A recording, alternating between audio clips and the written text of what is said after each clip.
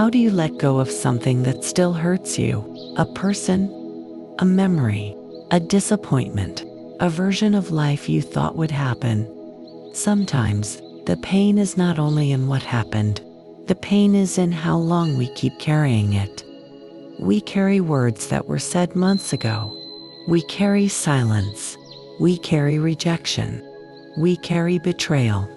We carry the apology we never received. We carry the love that did not become what we hoped it would become. And, slowly, without noticing, the past becomes heavy inside us. A Buddhist way to look at this is simple. Pain is part of life. But suffering grows when we keep holding on to what is already changing. Everything changes. People change. Feelings change. Promises change. Seasons change. Even the version of yourself that is hurting right now will change. But the mind wants to hold. It wants certainty. It wants answers. It wants the ending to make sense. It wants someone to come back and say, "I am sorry. I understand now. I should have treated you better." But life does not always give us the ending we wanted. And sometimes, if we keep waiting for that ending, we pause our whole life. We stop living in the present. We stop seeing what is still good. We stop noticing the people who are still here. We stop hearing our own breath. We become attached to a pain that has already taken enough from us. Letting go does not mean the pain never mattered. It does not mean what happened was okay. It does not mean you are weak, cold, or careless. Letting go means you are no longer willing to let the same wound control your whole life. It means you are ready to stop giving your peace to something you cannot change. There is an old Buddhist story about two monks walking together. They came to a muddy river crossing. A woman was standing there, unable to cross. One of the monks gently picked her up, carried her across the muddy water, placed her safely on the other side, and continued walking. The two monks walked in silence for hours. But the second monk was disturbed. He kept thinking about what happened. Finally, he could not hold it in anymore. He said, "Why did you carry that woman? We are not supposed to do that." The first monk looked at him calmly and said, "I left her by the river. Why are you still carrying her?" And maybe this is what we do with pain. The moment is over. The conversation is over. The relationship may be over. The person may already be gone. But inside, we are still carrying them. We carry their words, their silence, their rejection, their absence. We carry what they did. We carry what they never explained. We carry the version of them we hoped they would become. And then we wonder why our heart feels so tired. Sometimes, what hurts us is not only the thing itself. It is how many times we replay it. It is how many times we return to the same memory. It is how many times we ask, "Why did this happen? Why did they leave? Why was I not enough? Why did life disappoint me again?" The Buddhist path does not ask you to deny your pain. It asks you to see clearly. Am I feeling this pain once? Or am I carrying it every day? There is an old Buddhist story about tumo. Attachment is not the same as love. Love can be gentle. Love can wish someone peace. Love can remember the good without needing to own it forever. But attachment is different. Attachment says, "This must stay. This must be mine. This must happen my way. This person must choose me. This past must change. This story must make sense before I can be okay." And when life refuses to obey, we suffer. Not because we loved, but because we clung. In Buddhism, suffering often grows from craving and attachment. We want life to be different from what it is. We want people to be different from who they are. We want the past to become softer. We want the ending to rewrite itself. But peace begins when we stop fighting reality. This does not mean we approve of everything that happened. It means we finally stop arguing with what already is. You can say, "This hurt me. This changed me. This was not fair." And still say, "I will not live inside this pain forever."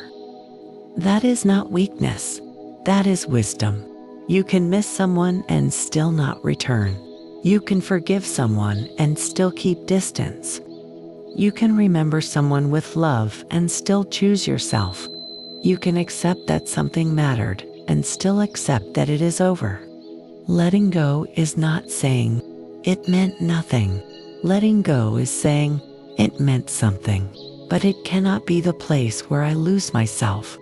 There is another Buddhist teaching called the poisoned arrow. Imagine a person is struck by a poisoned arrow. But instead of removing the arrow, he says, "Wait. Before you heal me, I need to know who shot the arrow. I need to know why they did it. I need to know where they came from. I need to know what kind of arrow it is. I need to know every detail before I allow anyone to help me." But while he keeps asking questions, the poison spreads. This is how the mind can treat emotional pain. We say, "I cannot heal until I understand why they left. I cannot move on until they explain. I cannot find peace until they regret it. I cannot be okay until the story finally makes sense." But sometimes, the first step is not getting every answer. Sometimes, the first step is removing the arrow, stopping the replay, stopping the waiting, stopping the self-punishment, stopping the habit of touching the wound just to see if it still hurts. Closure may come later. Understanding may come later. An apology may come later. But peace can begin now. You do not need every answer to stop hurting yourself. You do not need another person's explanation to begin healing.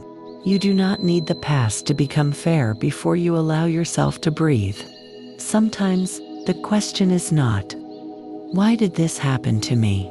Sometimes, the question is, "How long will I keep letting it happen inside me?"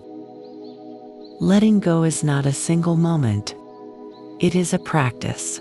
You let go when you stop checking. You let go when you stop replaying the conversation.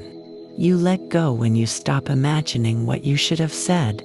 You let go when you stop waiting for someone to become who you needed them to be. You let go when you return to this moment. Again and again, the mind will pull you back. It will say, "Maybe there is still a chance. Maybe they will change. Maybe the past will explain itself. Maybe if I think about it one more time, I will finally understand." But peace is not found by entering the same fire again. Peace is found by noticing, "This thought is hurting me. This memory is pulling me away from my life. This attachment is asking me to abandon myself." And then, gently, you return. Return to your breath. Return to your body. Return to the room you are in. Return to the life that is still here. In Buddhism, the present moment matters because it is the only place where life is actually happening. The past exists as memory. The future exists as imagination. But your breath is here. Your body is here. The ground beneath you is here. And every time you come back to the present, you stop giving the past complete power over you. There is a soft kind of freedom that comes after letting go. At first, it may feel like emptiness. You wake up and something is missing. The person is gone. The dream is gone. The old hope is gone. Your phone is quiet. Your routine feels strange. Your heart keeps reaching for what is no longer there. But slowly, the emptiness becomes space. Space to breathe. Space to rest. Space to remember who you were before the pain. Space to become someone new. This is why letting go is not only a loss, it is also a return. a return to your own life, a return to your own mind, a return to the quiet part of you that was always there, waiting beneath the noise. You do not have to hate someone to release them. You do not have to make the past ugly to move forward. You do not have to pretend it never mattered. You can say, "It mattered, it hurt, it changed me, and now I release it." That is a gentle kind of strength. To honor what happened without living inside it forever. To accept that something can be meaningful and still not be meant to stay. To understand that love is not always a reason to hold on. Sometimes, love is the reason you finally let go. Because you love peace. Because you love your future. Because you love the person you are becoming. Because your heart deserves safety too. So if you are trying to let go of everything that hurts you, do not force yourself to become cold. Do not shame yourself for still caring. Do not rush your healing. Do not tell yourself you are weak because you still remember. The heart does not release pain through violence. It releases pain through understanding. Ask yourself gently, what am I still carrying? What story am I still waiting to change? What answer am I demanding before I allow myself peace? What part of me believes I cannot be whole without this person, this dream, or this past? And when you find that part of yourself, do not attack it. Sit with it gently. Say, I understand why you held on. You were trying to protect me. You were trying to keep love alive. You were trying to avoid the pain of goodbye. But we are safe now. We can release this slowly. We can stop carrying what already ended. We can stop holding the poisoned arrow. We can stop confusing pain with love. We can stop confusing attachment with devotion. We can stop making suffering proof that something mattered. The heart heals slowly. The mind lets go slowly. Peace returns slowly. And that is okay. Maybe letting go is not saying, I never cared. Maybe letting go is saying, I cared deeply. But I cannot keep abandoning myself for what no longer brings me peace. Maybe letting go is not forgetting. Maybe it is remembering without bleeding. Maybe it is loving without clinging. Maybe it is accepting without collapsing. Maybe it is finally realizing that peace is not found by controlling life. Peace is found by releasing the need to control what has already passed. So today, take one soft step back, breathe, return to your body, return to this moment, return to the life that is still waiting for you. You are allowed to grieve. You are allowed to miss what was. You are allowed to feel the heaviness of goodbye, but you are also allowed to be free. You are allowed to stop carrying what hurts you. You are allowed to stop waiting for the past to become gentle. You are allowed to choose peace before you have all the answers. And maybe this is the beginning of the gentle path, not forcing the heart to forget, but teaching it slowly that peace is still possible, even after pain, even after loss, even after disappointment, even without the ending you hoped for. Thank you for watching. If this reflection brought you peace, subscribe to the Lotus that heals for more Buddhist wisdom on love, letting go, and inner peace. And before you go, share in the comments. What are you still trying to let go of?